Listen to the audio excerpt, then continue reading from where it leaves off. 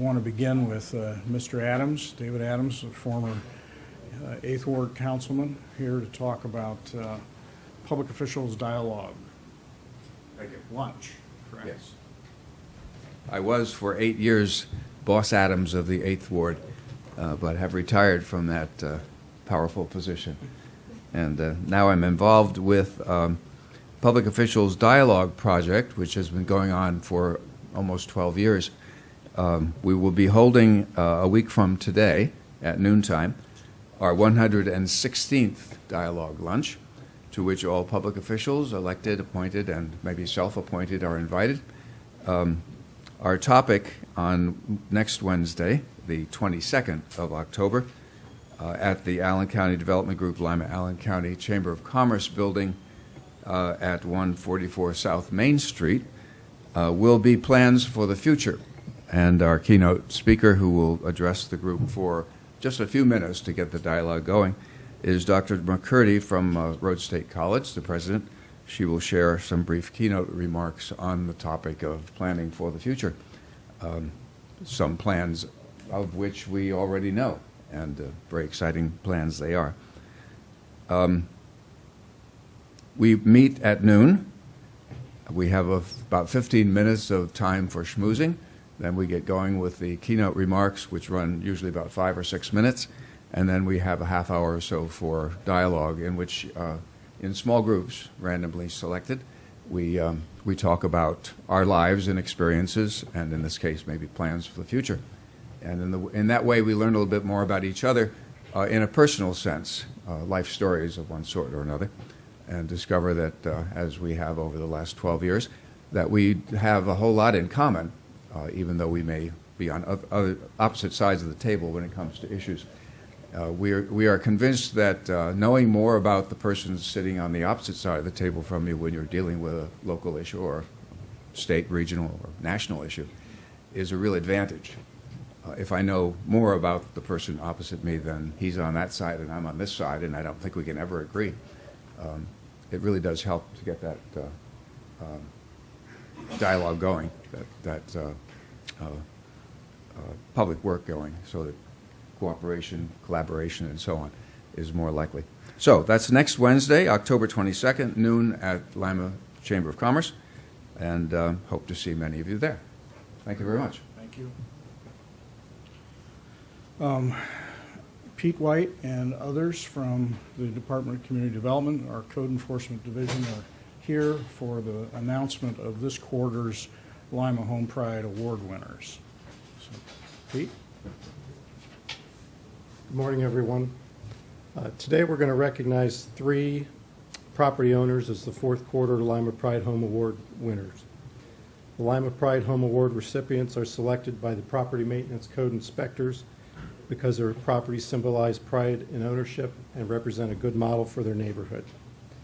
These homes provide a positive impact within the community and must meet Lima property maintenance standards. Each winner will receive a plaque with a photo of their home and a yard sign they can display for the quarter. The winning properties can be viewed on the city's website and GTV2. The 4th quarter 2014 Lima Pride Home Awards will now be presented by each inspector. First, we have Chase Falke for the North Sector.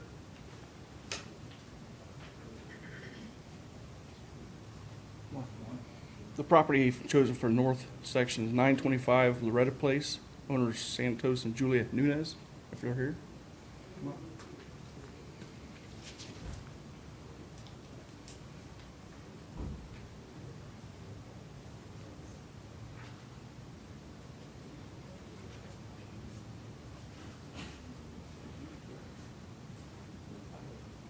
Congratulations, and we'd like to hear a little bit about your property and how long you've been there and what you've done. Sure. He's the talker, but he don't want to say anything. But the property we have, it's a historical site. My understanding, it was owned by the Grahams, and we used to walk through the neighborhood for about 14 years. And when we walked through there, my husband would say, we're going to buy that property. Well, we were at our other property 25 years, and so one day it went on the market, and he decided we were buying it. And we put a bid on it on a Sunday, and by that Thursday, we had bought the property, and I just thought, I don't know what had happened. So, but we love the property. We've done a lot of maintenance on it, and we certainly have enjoyed it. She said it all. Well, congratulations. All right, thank you.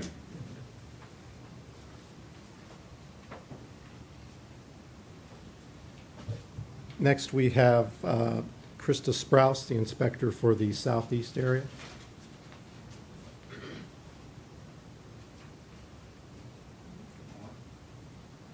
The winners of the southeast section is 807 Fairview Avenue, and it's owned by Gladys Manley.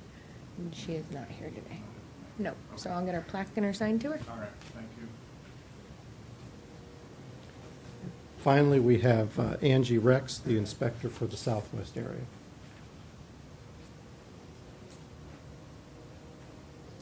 The property chosen for the southwest sector is located at 1728 West High, and the owners are Dan and Linda Schleter. Thank you. Tell us a little bit about your property.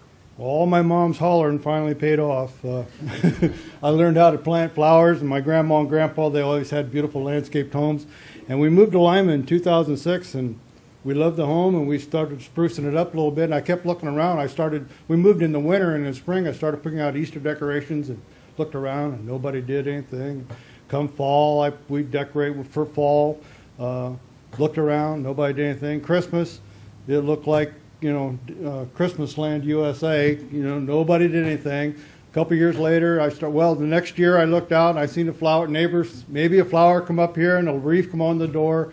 And this year I've got 4 or 5 neighbors now that are putting out fall decorations right now, and I hope they follow with Christmas. Halloween's a little scary. I turn my porch light on, and of course, you know how kids are. They're looking for all the lights, for all the streets with all the lights on. So last year we had 4 houses lit up. So the trick-or-treaters come down our streets, and this year hopefully we'll get more. But we enjoy planting flowers, and we love looking at them, and we get ideas traveling around and bring them back home and stick them in the ground, and they grow. Thank you very much. Thank you. Congratulations. Thank you again. Well, that is really exactly what we know happens as people take care of their properties. It encourages others to do the same. And so we appreciate the investment that you're making in your property, both in terms of the money, but also the time spent taking care of it. And it does influence others in very positive ways. So thank you very much. And so everyone will have a sign in their yard for the quarter. Pictures of your property will be up on the city's website, so if you have family and friends that aren't in the community, you can send them to the website and they can check out your handiwork. Thank you. Also, this morning we have representatives here from Chief Markets and their partners in Drink for Pink. Ladies.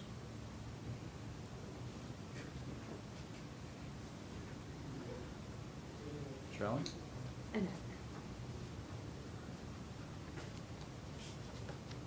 I'm Annette Heffel. I'm with Chief Supermarkets. And I'm here to talk a little bit about our Drink for Pink event that's coming up on Thursday, October 23rd. It's going to be held at Chief Market at 890 South Cable Road here in Lima. And it's an event that's going to benefit the American Cancer Society's Making Strides Against Breast Cancer. We all know this is a very important cause. The awareness of it is huge, as there's going to be 246 people diagnosed with breast cancer in and around the Allen County area this year. So Making Strides Against Breast Cancer is going to be the beneficiary of the Drink for Pink event held on October 23rd. It'll be from 6 to 8 p.m. It's an open house style event. It's a wine tasting event. So we'll have over 15 varieties of wine for you to choose from when you attend. There'll be light hors d'oeuvres to taste as well. So we encourage everyone to come out and support the cause on the 23rd. Well, I can personally tell you I have attended every Drink for Pink even before I was involved with the Making Strides Walk, and it is a fantastic event, and I highly recommend that you do not miss it. I am the chairperson for the Making Strides Against Breast Cancer Walk this year. This year's event is going to be bigger and better than it's ever been before. This is the third walk that we've done in the Lima area. Obviously, as Annette mentioned, raising money for this walk is extremely important. It helps to promote American Cancer Society programs such as the Look Good, Feel Better program, the Road to Recovery program. It helps pay for transportation, mammograms, research to try to find the cure. The walk is this Saturday. Registration starts at 8:30 and the walk starts at 9:30. We're going to have a lot of different attractions this year to keep our walkers entertained while they walk. It's a 5K. It goes very quickly. The walk is actually on the UNOH campus, and it's right behind the Starbucks building. You're not going to be able to miss it because there'll be pink all over the entire campus. It'll be fabulous. And we would like to thank our flagship sponsors, St. Rita's and First Fed. And hopefully we'll see you all there. Thank you. Thank you very much. And Major Chip Protsman is here from Lima Police Department with information about the fall prescription drug collection day. Good morning. It is that time of year again for the free medication collection, which will be happening Saturday, October 25th. The Lima Police Department, Allen County Sheriff's Office, Allen County Children's Services, University of Findlay College of Pharmacy, Raider Environmental, Health Partners of Western Ohio, Chief Supermarkets, Lima Memorial Health System, Kmart, and North Central Ohio Solid Waste District have all teamed up again to give the community an opportunity for a fast and convenient way to dispose of your medications. Two issues with medication. One is the rising amount of people who are now addicted to prescription medication, and oftentimes them turning to harder street-level drugs such as heroin, which is a concern. The other one is environmental and the way that people are improperly disposing of their medications, particularly flushing them, and this causes problems for our water supply, obviously. So take advantage of this opportunity and show up and take it out of the hands of people who shouldn't have it and give it to the hands of people who can dispose of it properly. Again, it'll be Saturday, October 25th. There'll be 5 locations. The first one will be open from 9 a.m. till noon. It'll be at the Allen County Children's Services at 123 West Spring Street. The 4 additional sites will be open from 9 a.m. to 11 a.m. and they will be at Chief's Markets on Northland, Chief Markets at South Cable, Kmart on Harding Highway, and the LMH Medical Park on East Town Road. Again, those will be open from 9 a.m. to 11 a.m. So if anybody has any questions about what you should bring or what you cannot bring, you can contact Health Partners of Western Ohio, and their number is 419-221-3072. Thanks. This is it has been, and it's going to continue to be a regular service that's provided. There's no question that the epidemic in heroin addictions that are occurring, not just here, but in lots of places around the country, are directly related to people getting their hands on, first of all, other people's prescription drugs. So the opportunity to dispose of those after an individual no longer needs them is very serious consideration for all of us.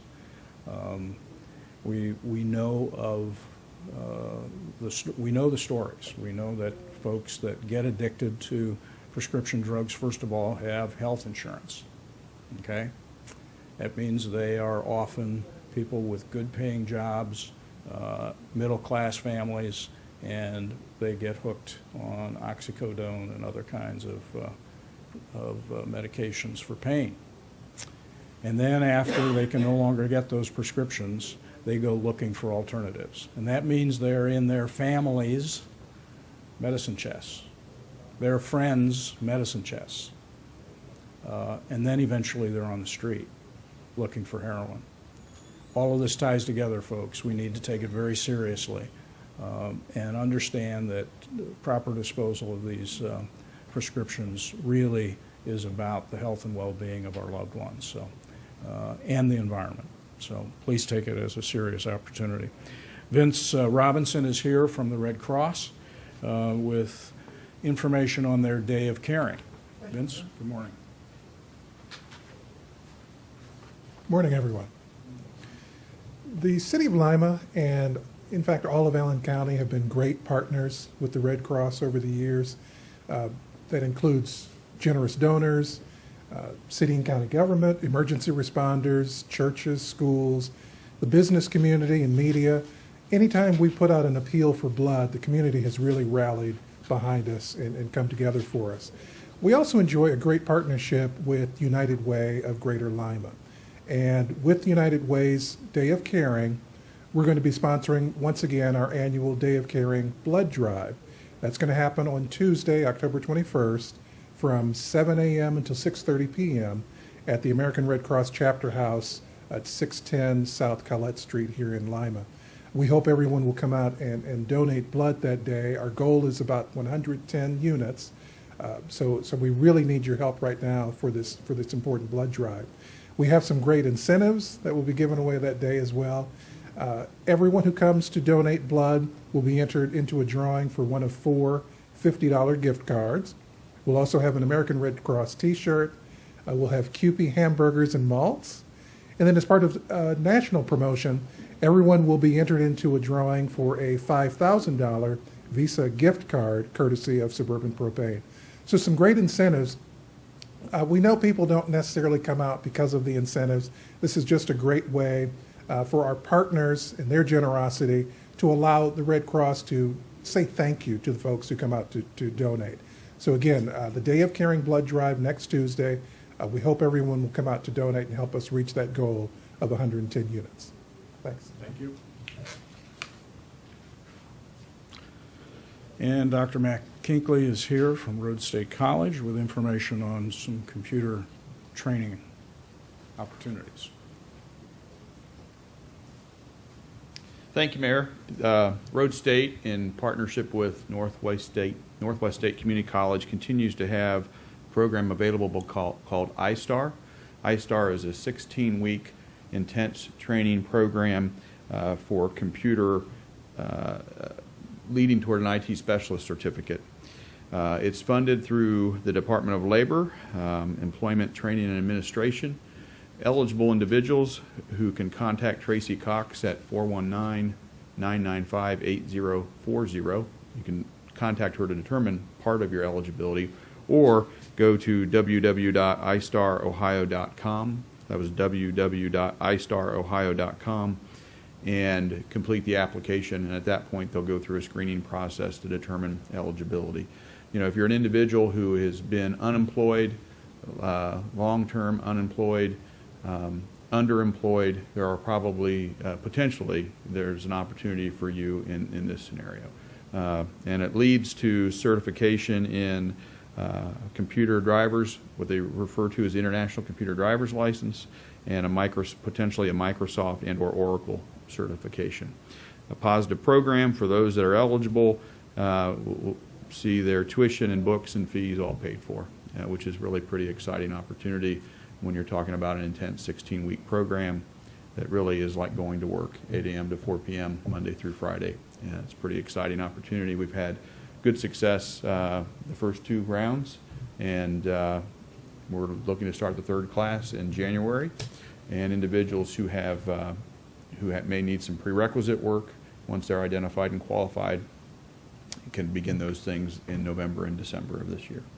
Does the scholarship opportunity apply to the prerequisites as well? Yes, yes. The whole program is managed through Northwest State from the standpoint of the eligibility determination, and the programs cover the 1 to 2 prerequisites depending on a person's skill set. They may not need any, they may need some, and then the 16-week program itself. And I should add that it ends with an OJT. Up to 18 weeks of an employer can benefit from hiring one of these individuals, where they'll see a 50% reduction in their wage for an 18-week period, which is a pretty impressive opportunity for not only the student, but the employer who might look to engage that individual. That's terrific. Yeah, excited about it.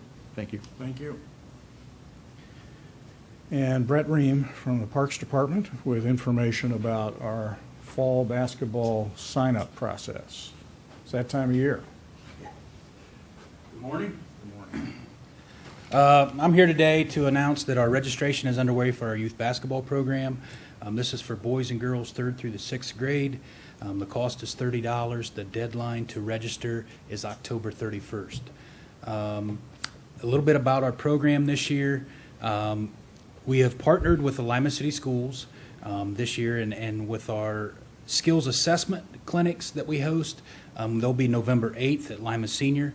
The Lima Senior varsity boys basketball team will be running the boys skills assessment, and the Lima Senior girls varsity basketball team will be running the girls skills assessment. Our goal with these assessments is to break the teams down as evenly as possible talent-wise. So that's why we have a skills assessment, so we can try to, even out our talent amongst our teams. Practices will begin in December 1st, actually, and games will begin on December 6th. The season will run through February 22nd, with no games being played over the Christmas break. The cost is $30. If you have questions in regard to the program, you can contact our office, 419-221-5195. We also have positions available for scorekeepers and timekeepers, admissions people. Also, if there's certified officials, basketball officials that are looking to do something on a Saturday morning, it's an opportunity for them to make a little extra money. A little bit about the league. Last year we had 67 teams in the surrounding area participating in this league. We kind of figured it up. On any given Saturday, we have about 1,400 people traveling to and from various locations to play youth basketball, from schools not only here in Lima, but the Lima Catholic schools, Bath, Elida, Shawnee, Spencerville, Perry, Walpock, Temple Christian's involved. So various schools involved in the program, and we hope that the weather cooperates, and we don't have to worry about canceling any of our Saturday mornings. But that's our youth basketball registration. Thank you. Thank you. Lastly, I want to make some remarks about a article that appears in the recent publication of Rolling Stone magazine. Very lengthy article. It's about 11, 12 pages. And it's available online, so if you're interested in being depressed, you can read it. The article focuses on our community in a very direct way. I guess my sense of this, and I responded to the reporter yesterday who asked me for my reaction, and I told her that I was very disappointed. It was my understanding that her focus was going to be on the Tea Party, and particularly on Mr. Jordan as a prototypical Tea Party politician. Instead, they made it a story about Lima and Allen County, and really wrote the story in a way that I think made it appear that we are desperate, impoverished, crime-ridden, and polluted. And I really believe that that's a false portrayal of our community in many, many ways. It's simply not the case that we are wallowing in self-pity, or that we have no sense of pride, or that we are impoverished. We do have poor people. We do have some crime. We have lost significant industries, which date back to the boom years of the 60s and 70s. But in the last half dozen years, frankly, as we came out of the Great Recession, Lima's economic base has stabilized and grown in very significant ways. Most particularly, we just had a national news story about Lima's economic growth over the last year, and it demonstrated that we have grown nearly 8% in our GDP over the past year, and which placed us number 9th in small city category nationally. I think another indicator of how well things are going is the fact that the most frequent complaint these days from employers is that they're looking for qualified applicants. Everybody's hiring. We had an example today from Dr. Kinkley that there are opportunities for significant training and opportunities for high-tech careers in our community. I want to comment on several specifics. There are comments in the article about pollution in our community. And this has been a concern of mine for a long time for one particular reason. Lima and Allen County end up near the top of the state's SARA list, which is an acronym for the list of required reported emissions. And we're there for one particular reason. It's because there is a deep well disposal of liquids at the chemical plant. Those are in a licensed, regulated disposal site. They are not emissions in the water. They are not emissions in the air. They're not emissions in our community. And yet, and we're talking roughly, it's well over 500,000 gallons a day that's injected into the deep well. So we are being tagged improperly as a polluted community, when in fact the disposal of that material is happening in a safe and well-managed way. There are comments in the article from, and I've forgotten exactly who, it might have been the author, it might have been someone she was interviewing, about the fact that you can't get a cup of coffee or a sandwich in downtown Lima. Just not true. Not only has the CUPE been here forever, it's been here since your grandpappy was here, as they say. We also have had a terrific run on new restaurants opening up over the last several years, and really terrific cuisine now being offered in the downtown, and more that are coming. The last example I'll use, I guess, to illustrate the skew that the author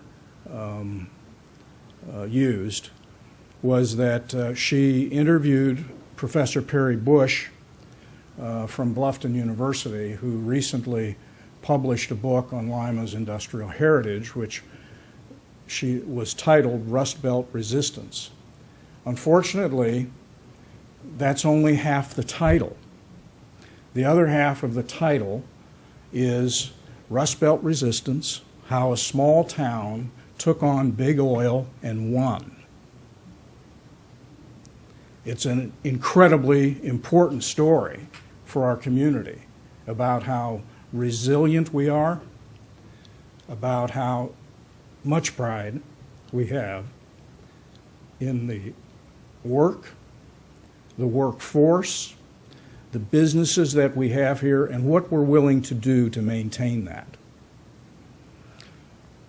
In that same context, I want to applaud again the investment by our homeowners.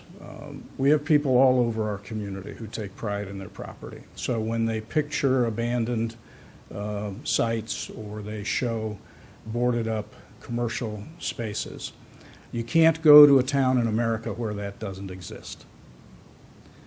So I'm very disappointed, as I said, in the way that this is now in the national media. I think it's a distinct disservice to our community, and hope that others agree. And that's all that I have to say today. Thank you for being here.